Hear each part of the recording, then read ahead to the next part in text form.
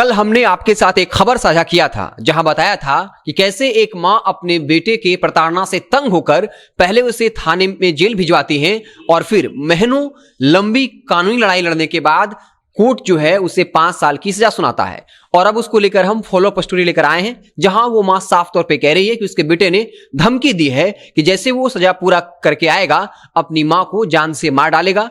वो मां रोती हुई कहती है कि नीतीश कुमार ने बिहार में शराबबंदी कर रखी है, लेकिन हर जगह शराब मिल रहा है और बेचने वाले बेच रहे हैं। आपको बता दें कि ये पूरी खबर आरा से है जहां रमावती देवी अपने दिल पर पत्थर रखकर अपने बेटे को 10 जून को जो है जेल भेजती हैं और उसके बाद कई महीनों की लंबी लड़ाई लड़कर उसे सजा दिलवाती हैं। आपको बता दें उनकी मां ने इल्जामात लगाए थे कि उनका बेटा पिछले 10 साल से जो है वो नशा का लत उसे लगा हुआ है। इस वक्त उसका बेटा 25 साल का है जिसका नाम बिट्टू है, आदित्य राज्य है। वो लगातार अपनी मां के साथ मारपीट करता था, शराब पीने के लिए, नशा करने के लिए पैसे मांगता था और जब पैसे नहीं देती थी तब वो हर मिनट 1000 रुपये बढ़ाता चला जाता था और पैसा न देने पर अपनी मां के साथ भद्दी भद्दी गालियां बकता था और फिर कमरे में बंद कर मारने के साथ ही गला दबा दिया करता था। घुटना, कमर दर्द, लकवा आदि जैसे बीमारियों से परेशान हैं? जल्दी संपर्क करें आरोग्य हेल्थ और वेलनेस सेंटर पर। यहाँ फिजियोथेरेपी और अन्य विधियों द्वारा चिकित्सा की जाती है। संपर्क करें 7488185499 पर।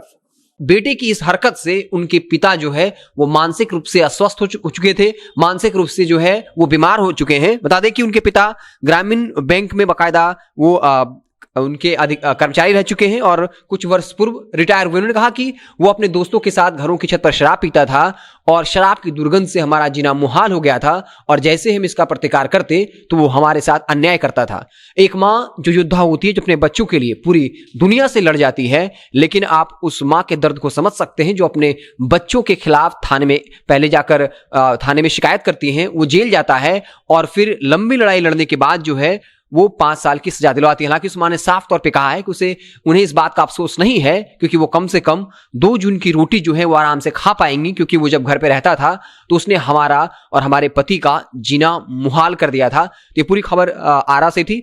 एक सवाल और उठता है कि जिस तरीके से कोर्ट ने उसे 5 साल की सजा दी है ये तो सही है, लेकिन 1 लाख का जुर्माना भी लगाया है। तो सवाल ये उठता है कि आखिर 1 लाख का जुर्माना क्यों लगाया गया? आखिर वो जुर्माना कौन भरेगा? क्योंकि वो खुद 100-200 रुपये मांग कर अपनी मां से शराब पीता था या अन्य नशा करता था, तो फिर 1 लाख रुपए वो जो जुर्माना है वो कहां से देगा? कहीं ये बाहर जो है कहीं उसके बाप मां पर ही आकर ना पड़े। तो रमावती देवी ने साफ तौर पे कहा कि नीतीश सरकार ने शराबबंदी लागू कर रखी है, फिर भी खुलेआम शराब बिक रहा है। अब सवाल ये उठता है कि उस मां ने अपने बेटे के खिलाफ तो शिकायत कर दी, उसे जेल भिजवा दिया, लेकिन नीतीश कुमार ने महिलाओं से कहा था कि आप शराब माफिया के बारे में कहिए। अगर वो महिला खुलकर शराब माफिया के बारे में कहती हैं तो फिर उस महिला के जान माल की रक्षा कौन करेगा? हम इस सवाल का और इसका बार बार जिक्र करेंगे कि चौकीदार जो है कल गर्दनी बाग में धरना प्रदर्शन कर रहे थे और ये कहा था कि हम शराब माफिया की जानकारी थानेदार को देते हैं, लेकिन थानेदार जो है वो सूचना लिख कर देता है और फिर माफिया के टारगेट पर हम आ जाते हैं, हमें धमकी मिलती है, हमारे साथ मारपीट की जाती है, हमारी जो जान है वो असुरक्षित है। जब एक चौकीदार जो प्रशासन का एक अंग है थाने में रहता है, उसका रुतबा होता है, अगर वो अपनी जान को लेकर डरा हुआ है तो एक महिला शराब माफिया को लेकर कैसे आवाज बुलंद करे, ये एक बड़ा सवाल है। जब नीतीश कुमार ने कहा था कि महिलाओं से अपील करेंगे कि आप खुलकर शराब माफिया की शिकायत करें, उससे पहले सीएम नीतीश जिनके पास गृह मंत्रालय है, जिनके पास पूरे पुलिस महकमा है, वो अपने प्रशासन को ठीक करें। जो पुलिस या तंत्र के लोग उनसे मिले हुए हैं शराब माफिया से, उन पर कार्रवाई होनी चाहिए।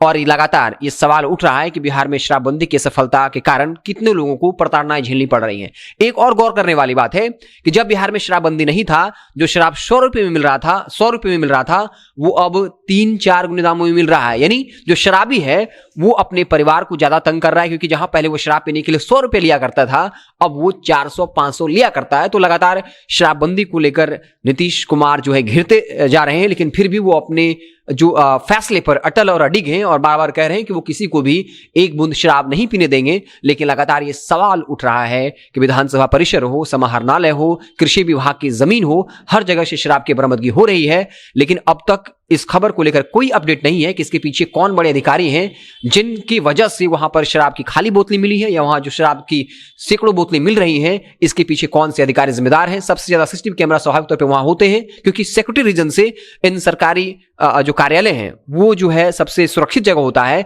फिर भी अगर इनकी गिरफ्तारी नहीं होती तो साफ तौर पर यह कहा जा सकता है कि शराबबंदी के नाम पर सिर्फ छोटे मुल्लों को फंसाया जा रहा है, बड़े माफिया को बचाया जा रहा है जिनके पास सत्ता का संरक्षण है। तो ये पूरी खबर आरा से थी, जहां एक शराबी बेटे ने अपनी मां को धमकी दी है कि जैसे वो जेल से बाहर आएगा तो अपनी मां को मार डालेगा, और मां ने रोते हुए साफ कर दिया कि बिहार में शराबबंदी तो लागू है लेकिन हर जगह शराब मिल रही है, लोग पीने वाले पी रहे हैं और बेचने वाले बेच रहे हैं, और इस तरह की खबर शराबबंदी की पोल खोल रहा है। आप देखते रहें जनता जंक्शन। जैसे ही कोई और बड़ी खबर आएगी तो हम उससे आपको इत्तला करेंगे। बहुत बहुत धन्यवाद।